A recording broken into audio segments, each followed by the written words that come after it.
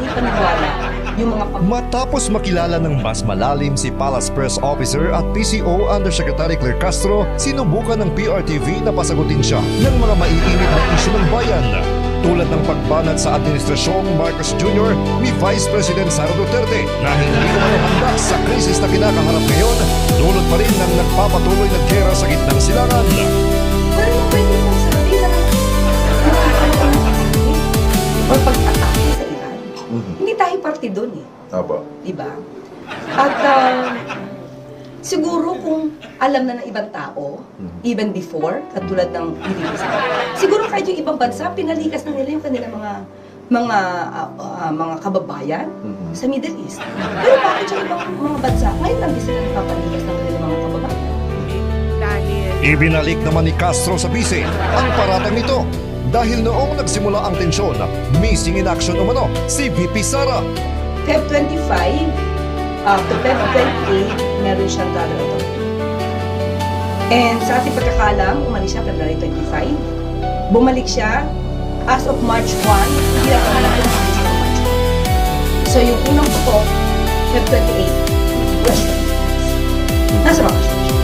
Git pa ni Castro, ipinapakita lang umano ni VP Sara na wala siyang pag-aalala sa bayan. Kung alam niya yan, at dapat naghanda na huwag niya siyang tumulong kay Pangulo Buhay. Pero itulong niya lang, diretso sa mga kababayan. Parang dapat na. Ganda ginandito siya. Wala. Ano ba kung nakupak na sa bakasyon siya?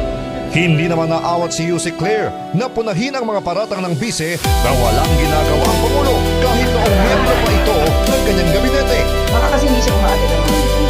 Okay, baka wala naman sa rally sa sinasuggest. Sa bawat meeting po namin, may briefer, kasi binibigay sa Pangulo para alam ng Pangulo ano yung i-discuss. So kung wala siya yan, sabihin wala siya yan. At dahil isa lamang siya sa mga matatapang na sumagot sa mga akusasyon ng Vice Presidente, hindi ba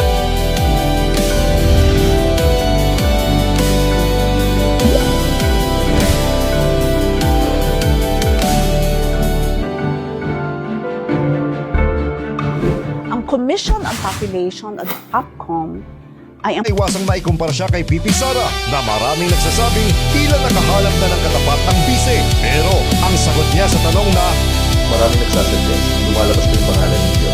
Aasahan po ba namin anti-Claire for President 2019? Pag for president na po, hindi ko Paula. Sabi ko nga, ito inisip na magiging para sa press officer. Hindi ko inisip na makakasap ang Pangulo. Hindi ko inisip na siya yung madalas makakausap. So, hindi ko alam yung magiging kapalaran. So, siguro kung ano lang yung ibigay ni Lord sa atin at kung kakayanin, tatanggapin na. Pero, hindi po talaga ako yung at iyan ang naging eksklusibong